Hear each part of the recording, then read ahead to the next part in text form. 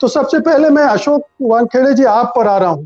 क्या आपको लग रहा है कि प्रधानमंत्री सुप्रीम कोर्ट के जनता के विपक्ष के दबाव में ये कदम उठाने को मजबूर हुए, या उन्हें लग रहा है कि ये अब राजनीतिक लिहाज से जरूरी हो गया है? कई राज्यों में चुनाव हैं, अपनी पॉलिसी अगर ठीक नहीं की तो मैसेज गड़बड़ जा रहा है, या आपको लगता है कि सचमुच में उनको एहसास हुआ है कि ये चूक हो गई है? क्या कारण है?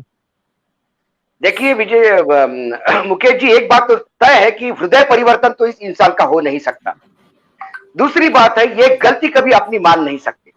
तीसरी बात है, विदेशी मीडिया को ये कोई इज्जत नहीं करते। देश की मीडिया की औकात नहीं है तो विदेशी मीडिया की छोड़िए।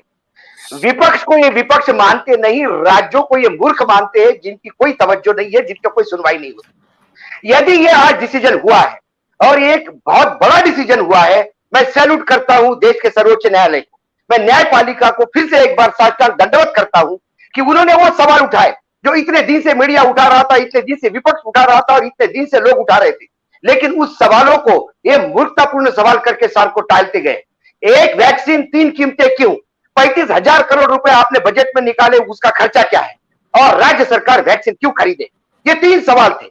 जब ये 3 सवाल सर्वोच्च न्यायालय ने उठाए तो पहले एक अफिडेविट आता है। वो अफिडेविट उन 3 सवालों का जवाब नहीं देता और एक नसीहत देता है सर्वोच्च न्यायालय को कि ये बहुत ही बड़ा एडमिनिस्ट्रेटिव काम है, इसमें आप दखलंदाजी ना करें क्योंकि इससे इसके रिप्लिकेशंस बहुत हो जाते हैं। लेकिन वो सर्वोच्च न्यायालय पहले वाला नहीं रहा, बहुत बदल गया है। सर्वोच्च न्यायालय के न्यायाधीश ने, वो बेंच था, बेंच ने कहा आप ये मत समझिए आप ही को समझ में आता है, समझ में हमको भी आता है। आप बताइए आपने अभी तक कितने ऑर्डर दिए, आपने कितने वैक्सीन कंपनियों को ऑर्डर दिए? और जब ये सवाल फिर से दोहराए गए, सरकार का हाथ पैर फैल गया क्योंकि सरकार के पास 35,000 करोड़ का हिसाब नहीं है। सरकार को मालूम है कि उनके पास वैक्सीन 100 करोड़ डोजेज जो बोल रहे हैं दिसंबर तक, वो सब हवाई बातें हैं। उसके बाद सरकार ने आनंद फानंद में एक कंपनी जो तीसरे फेज में टेस्ट कर रही है उसको 1500 करोड़ रुपए देके 30 करोड़ वैक्सीन बुक करने की बात कर रही है। सरकार बार बार कह रही है कि वैक्सीन आएगी। सवाल यह है कि अभी सर्वोच्च न्यायालय का केस खत्म नहीं हुआ। सर्वोच्च न्यायालय पूछ रही है वैक्सीन कहां से आएगी। एक स्पुतनिक छोड़ने के बाद कोई दूसरी विदेशी वैक्सीन नहीं है जो इंडिया में आपके पास आई है। प्रधानमंत्री ने सिर्फ एक झूठ नहीं बोला, प्रधानमंत्री ने 2-3 झूठ बोले। एक झूठ तो ये बोला कि मई से सेकंड लहर चालू हो गई। चालू तो अप्रैल मार्च से हो गई थी। महाराष्ट्र और गुजरात में इसका प्रकोप शुरू हो गया था। प्रधानमंत्री को शायद तब ये देश देख नहीं रहे थे राज्य, क्योंकि उनका फोकस मात्र उन चुनावी राज्यों पे था, खासकर बंगाल में।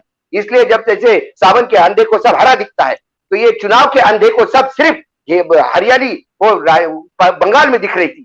बाकी राज्यों की तरफ जो हाहाकार मचा हुआ था महाराष्ट्र और गुजरात में, वो दिख नहीं रहा था। एक झूठ वो बोला।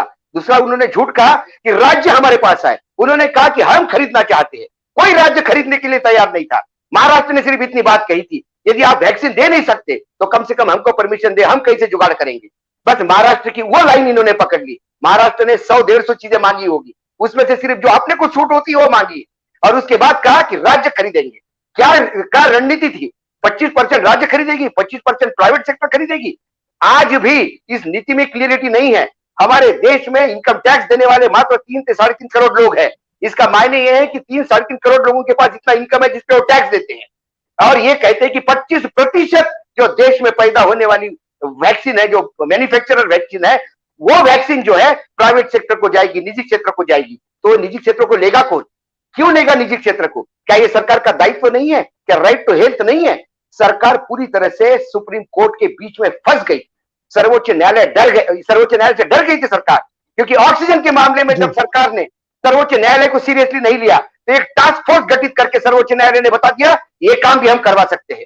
सरकार को डर था कि सर्वोच्च न्यायालय एक नया टास्क फोर्स वैक्सीन के लिए खड़ा कर दे, और वो किरकिरी बचाने के लिए और अपनी इज्जत बचाने के लिए एक प्यार मोहब्बत से समझाने का प्रयास किया आज प्रधानमंत्री ने कि राज्य आए, राज्य ने किया, राज्य नहीं कर पाए इंटरनेशनल मार्केट में, क्या करे, उनकी भी मजबूरी है, ऐसी नहीं मिलती।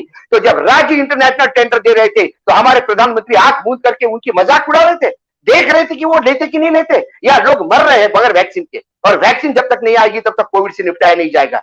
सरकार ने ये क्रिमिनल ऑफेंस किया था, और जब इसकी सजा मिलने का समय आया तो तुरंत बैकफुट पे आ गई सरकार। शायद नरेंद्र मोदी को ऐसे कई मामलों में बैकफुट पे आना होगा, क्योंकि ऐसी गलतियां अक्सर वो करते आ रहे हैं 2014 से लेकर आज तक। सत्य हिंदी का ऐप डाउनलोड करें गूगल प्ले स्टोर पर।